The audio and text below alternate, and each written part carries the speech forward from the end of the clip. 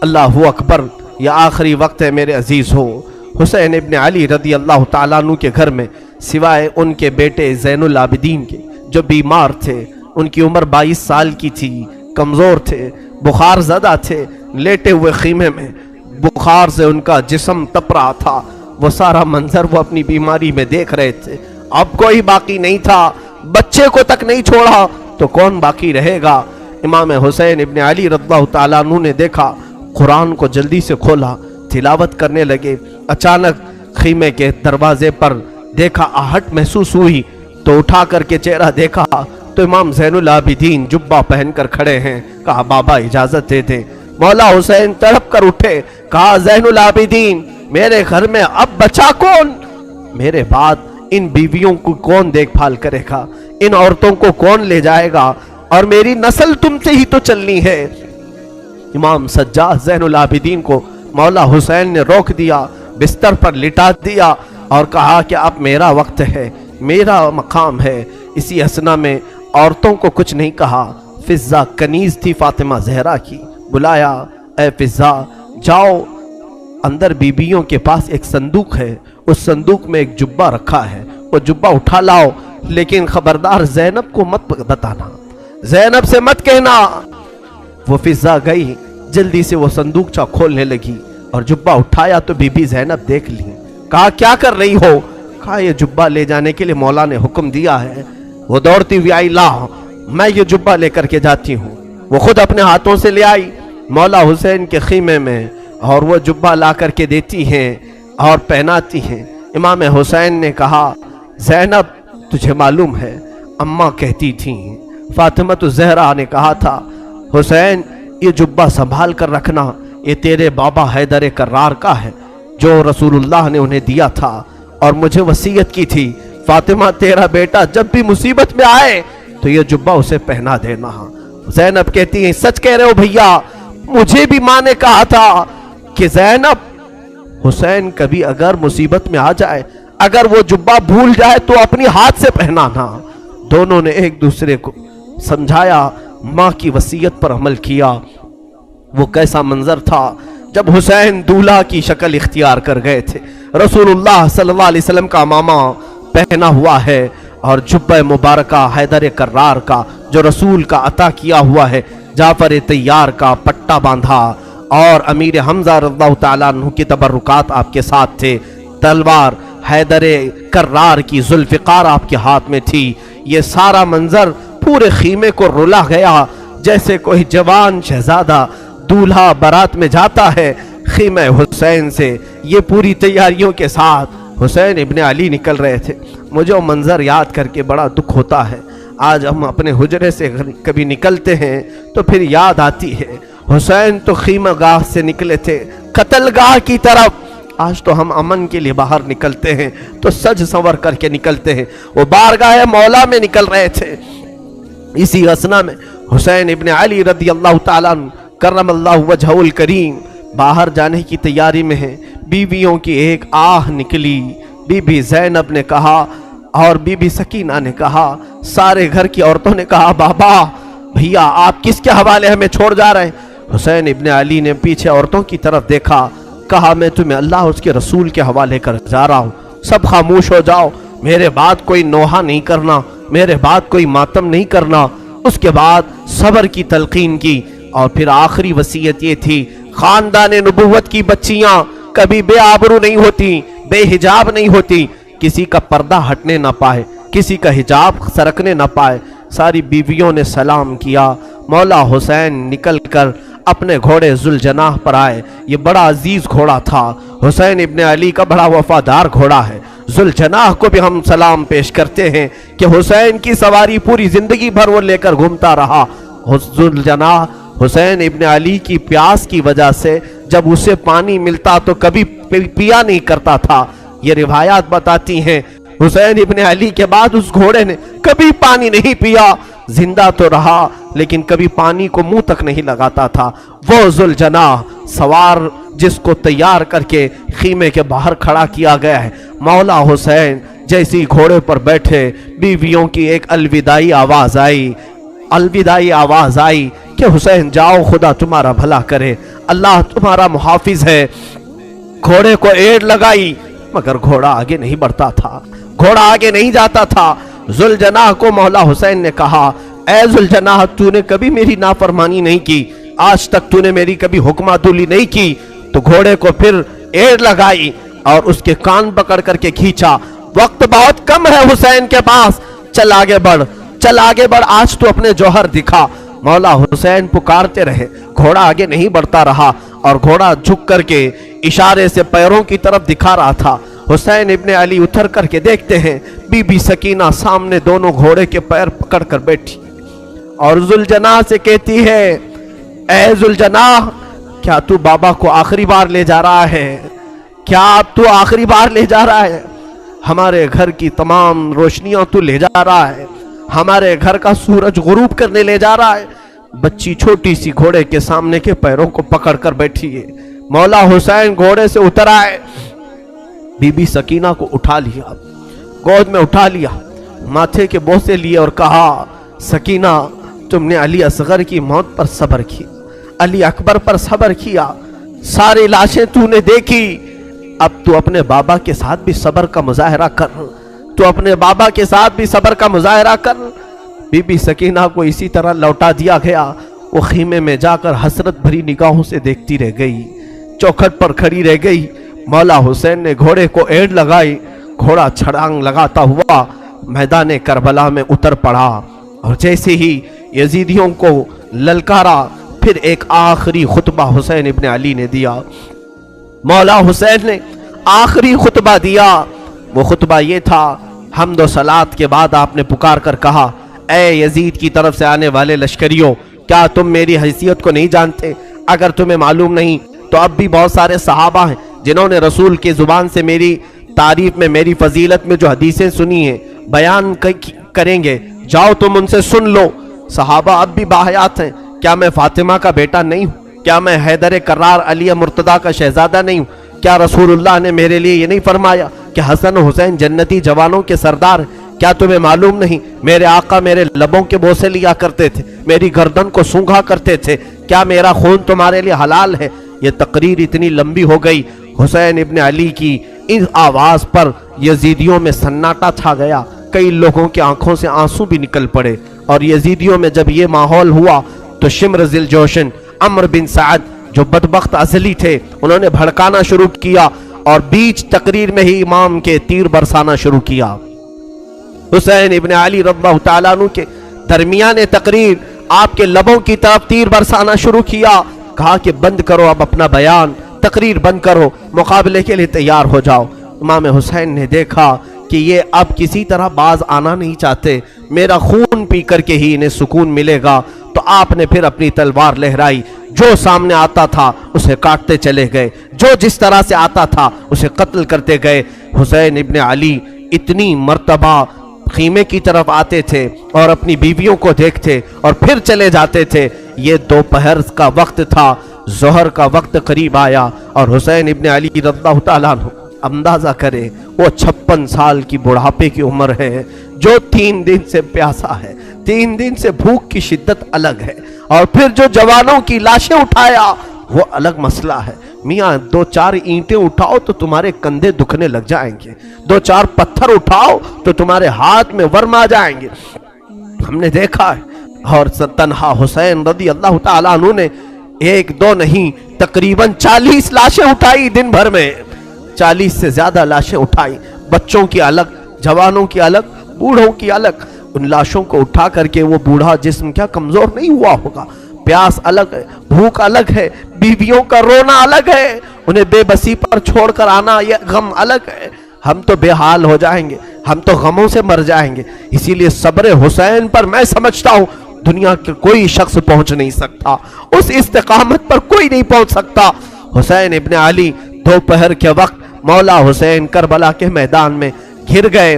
तन्हा अली का लाल खारों में घिर गया, वो फातिमा का लाडला हजारों में घिर गया। अब हुसैन इब्ने अली के मुतालिक जो मैंने शुरू में कहा था, फातिमा के लाडले का आखिरी दीदार है, फातिमा के लाडले का आखिरी दीदार है। हश्र का हंगामा बरपा है, मियाने अहले बैत दरमियाने अहले बैत रसूलुल्लाह के इस शहजादे ने फिर ललकारा, लोगों को ललकारते रहे और कत्ल का ये बाजार गर्म था। अम्र बिन साद ने कहा, हुसैन ने तन्हा 50 लोगों को मार दिया, तुम तन्हा हुसैन को क्यों नहीं मार पाते? तन्हा हुसैन को क्यों नहीं मार पाते? हुसैन इब्ने अली रदी अल्लाह ताला अन्हु के मुतालिक एक रिवायत में ये भी बता दूं मेरे अजीजों, उस हालत में भी हुसैन इब्ने अली ने सखावत का दरिया नहीं रोका था। आपकी शान ये थी कि अब्दुल्ला नाम का एक शख्स कूफा का रहने वाला, वो उस वक्त कूफा में नहीं था जब ये मारके सर हुए थे। वो 6 महीने कहीं तिजारत पर गया था, वापस आया तो उसने कूफा में देखा पूरा बाजार खाली है, घर खाली है। अपनी बेटियों से पूछा, क्या हो गया कूफा में? सब दुकानें बंद हैं, सब घर में ताले लगे हुए। उसकी बेटी ने कहा, सुना है हाकिम वक्त के खिलाफ किसी शख्स ने बगावत की है और उस बागी का सर कुचलने के लिए पूरे कूफा वाले गए। अब्दुल्ला कहता है, मुझे मालूम नहीं था कौन सा बागी है, किसने बगावत की। और फिर उनकी बेटियों ने कहा, अब्बा जान आप भी घर में ना बैठे, इसलिए कि हाकिम कूफा इब्ने जियाद ने ऐलान किया है अगर कूफा में किसी घर में कोई जवान बाकी रहा और करबला नहीं गया तो हम उसको तलवार से छलनी कर देंगे, कत्ल कर देंगे। तो अब्दुल्ला कहता है, मुझे डर था, मेरी जान का भी खौफ था कि अगर यहाँ रहते हुए पकड़ा गया तो मारा जाऊंगा। कहा ठीक है, मैं भी जाता हूँ उस बागी के खिलाफ, उस बागी को मैं भी मुकाबला करके कत्ल कर सकता हूँ, देखूंगा। अपना घोड़ा लिया, तलवारें ली और निकलने लगा। बेटी ने कहा, बाबा जान बहुत सारा लश्कर गया है उस बागी को कत्ल करने के लिए, आप भी उस लश्कर में मिल जाएं। और सुना है जंग के बाद माले गनीमत हाथ आता है, माले गनीमत हाथ आता है, जो भी माल मिलता है वो फौजियों में बांटा जाता है। बाबा जान मुझे यमनी अकीक पत्थर बड़ा पसंद है, यमन का अकीक पत्थर बड़ा पसंद है, अगर वो माले गनीमत में मिल जाए तो लेते आ जाना। अब्दुल्ला अपनी बेटी को रुखसत करके आया।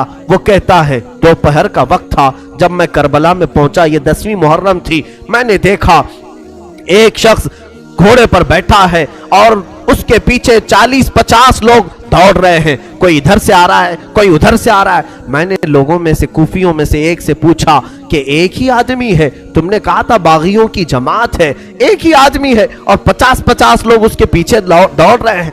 लोगों ने कहा, हाँ वो तन्हा 50 पर भारी है, किसी के हाथ नहीं आ रहा, अकेला तो उसके सामने कोई जा ही नहीं सकता है। अब्दुल्ला ने कहा, मैंने ये सुनकर कि अपना घोड़ा भी दौड़ा दिया कि चलो उस बागी को मैं भी देखता हूं, अगर मेरी तलवार से वो कत्ल हो गया, अगर गिर गया तो इनाम और इकराम मुझे भी मिल जाएगा। घोड़ा दौड़ाते हुए वो आया, हुसैन इब्ने अली को तन्हा, ये यजीदी कुत्ते कभी इधर से दौड़ा रहे थे, कभी उधर से दौड़ा रहे थे, तन्हा फातिमा का लाल तलवार लहराता हुआ और लोगों से मुकाबला करता हुआ मैदान करबला में सरगर्म है। अब्दुल्ला कहता है, मैं पीछे घोड़े को दौड़ाता हुआ आया, मैं हुसैन इब्ने अली के घोड़े से सिर्फ 2 हाथ के फासले पर रह गया था। हुसैन इब्ने अली पीछे मुड़ते हैं और कहते, अब्दुल्ला और करीब आ जा, अब्दुल्ला और करीब आ जा। मैं डर गया, ये कौन बागी है जो मेरा नाम भी जान रहा है, मेरा नाम जानता है। अब्दुल्ला कहता है, मुझे थोड़ी सी जिस्म में कपकपाहट हो गई, खौफ सा हो गया कि ये मुझे जानता कैसे है, कहीं मेरे पहचान वाला तो नहीं।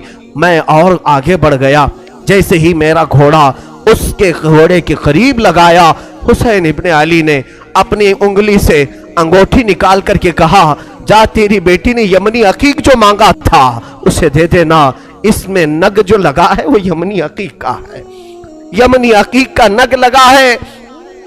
क्या तू अपने घर से निकल रहा था, तेरी बेटी ने अकीक नहीं मांगा था? अब्दुल्ला कहता है, उसी दिन मुझे एहसास हुआ नबी क्या है, नबी के शहजादे क्या है, नबी का इल्म कहाँ होगा। मेरे अजीजों, हुसैन इब्ने अली ने उस दिन भी सखावत के दरिया को रोका नहीं। अपनी अंगूठी निकालकर जैसे ही अब्दुल्ला को दिया, उन्होंने अंगूठी जैसे लिया और सलाम किया, कहा, मौला हुसैन अब अंगूठी लेकर जाने में क्या मजा है, मैं तो अपनी जान तुम्हारे कदमों पर निछावर करके जाऊंगा। यजीदियों से लड़ते लड़ते وہ حضرت عبداللہ بھی وہیں کربلا میں شہید ہو گئے، ان کے ہاتھ میں انگوٹھی ویسی کی ویسی رہ گئی۔ مولا حسین اس وقت بھی نوازنا نہیں چھوڑتے ہیں، عطا کرنا نہیں چھوڑتے ہیں، اسی لیے یہ سخاوت کا گھرانہ ہے، یہ سخی لوگوں کا گھرانہ ہے۔ اس گھرانے میں ان کی پرورش ہوئی ہے جہاں 5 دن بھوکے رہنے کے بعد بھی اگر کوئی فقیر آتا تو اسے یہ نواز دیا کرتے تھے، گھر کی ساری غذائیں دے دیا کرتے تھے۔ مولا حسین رضی اللہ تعالیٰ عنہ ان یزیدیوں کے جتھے میں ایسے گھر گئے تھے، دوپہر کا وقت آیا، اچانک آپ کو احساس ہوا جمعہ کا دن ہے، آج پوری دنیا میں میرے نانا کا خطبہ پڑھ رہے ہوں گے لوگ اور جمعہ کی امامتیں ہو رہی ہوں گی، حسین یہاں پر تنہا ہے، جمعہ کی نماز بھی نہیں ہو رہی ہے، مسافر پر جمعہ نہیں ہے، لیکن جمعہ کے وقت کا احترام تو کرنا ہی چاہیے تھا۔ آپ نے ان سے کہا، اے لوگوں، ہاں میں جانتا ہوں مسافر پر جمعہ نہیں، کیا اس وقت کا احترام بھی نہیں کرو گے؟ جنگ بندی نہیں کر سکتے، جنگ تھوڑی دیر کے لیے روک نہیں سکتے کہ اس وقت کا احترام باقی رہے؟ اسی اسنا میں آپ نے کہا 2 رکعت نماز پڑھنے کی اجازت مل جائے۔ اللہ اللہ، حسین تمہارے سجدوں کو سلام۔ دنیا آج بھی قتل ہونے والے سے آخری خواہش پوچھتی ہے تو آخری خواہش لوگ یہ بتاتے ہیں، گھر والوں سے مل لوں گا، فلاں وصیت کر دوں گا، یہ جائیداد کے پیپر دیکھ لوں گا۔ ہماری وصیتیں، ہماری خواہشات دنیاوی ہوتی ہیں۔ مولا حسین نے آخر وقت میں اگر کوئی تمنا کی تھی 2 رکعت نماز پڑھنے کی، 2 رکعت نماز پڑھنے کی۔ یزیدیوں نے کہا کہ آپ نماز پڑھ لیں۔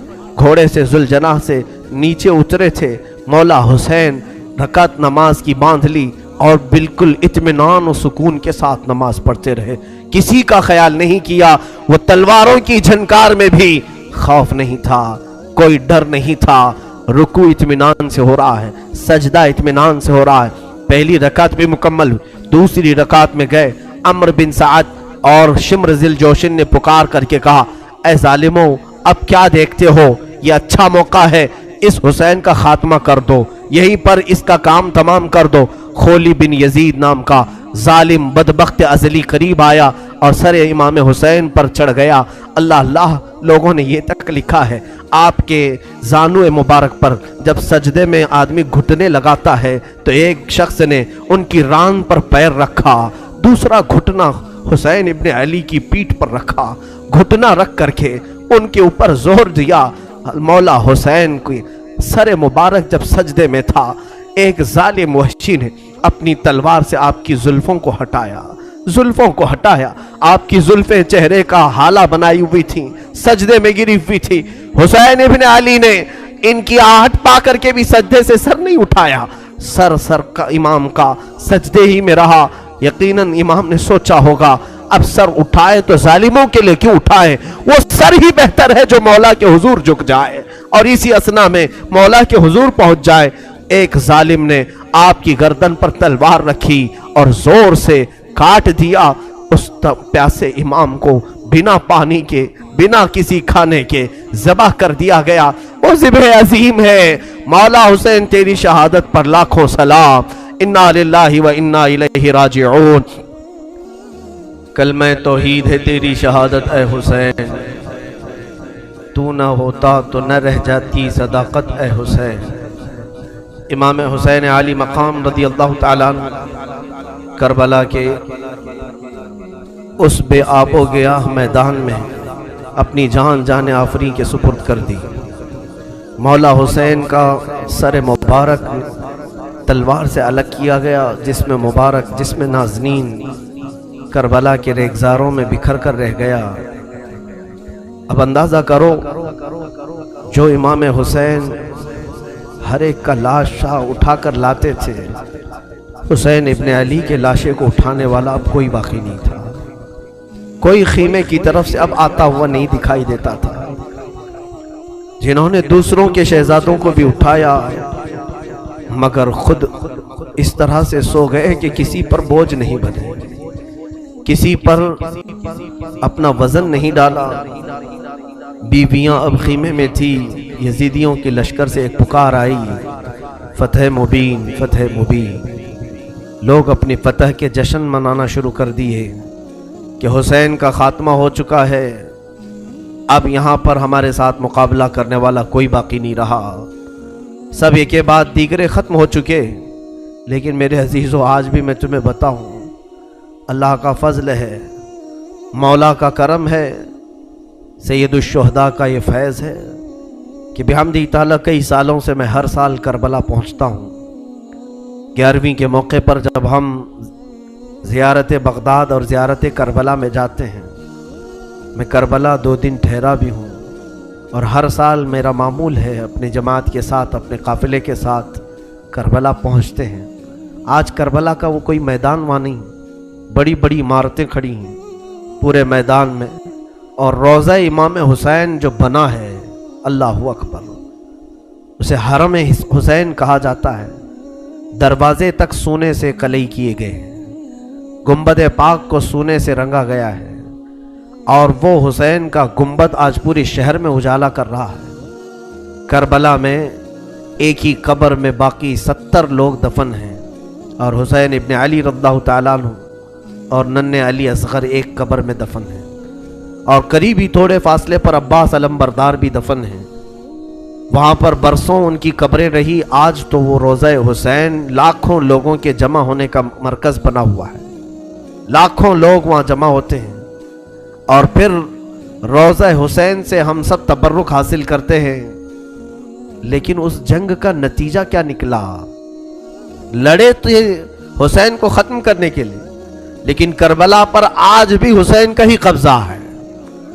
आज जा कर के देखें तो जगह जगह वहाँ पर हुसैन के ही नाम हैं। हर दुकान पर इमाम हुसैन का नाम, हर इलाके में इमाम हुसैन का परचम लगा हुआ है।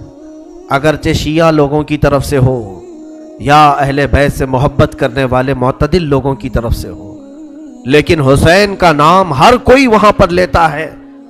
थी तो वो ज़मीन यजीदी लश्करियों की, फतह तो उन्हें हासिल करना था, कटे हुए लाशें थे, वहां पर कोई नहीं था, लेकिन लोग उस वक्त फतेह मुबीन ऐलान कर रहे थे। यजीदी लश्कर फतह हो गया।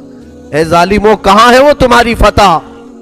14 सदियां गुजर गई, फतह का झंडा अब भी करबला में हुसैन का लहरा रहा है। और बल्कि करबला नहीं, आज भी हमारे घरों में बच्चे पैदा होते हैं तो हम में से आज तक किसी ने यजीद नाम नहीं रखा, हुसैन नाम रखने पर फख्र करते हैं। तुम ढूंढोगे तो मोहल्ले में कोई ना कोई हुसैन तुम्हें मिल ही जाएगा। लाखों हुसैन दुनिया में पैदा होते रहे और हो रहे हैं और क़यामत तक होते रहेंगे, लेकिन ना यजीद की नस्ल बाकी है, ना उन लश्करियों का कोई नाम लेवा बाकी है। तो कैसी फतह थी? वो तुमने दुनिया के लिए लड़ा था और तुम माल के लिए लड़े थे, और मौला हुसैन सिर्फ रज़ाए इलाही के लिए लड़े थे, रसूल पाक की शरीयत ताहिरा के निफास के लिए लड़े थे।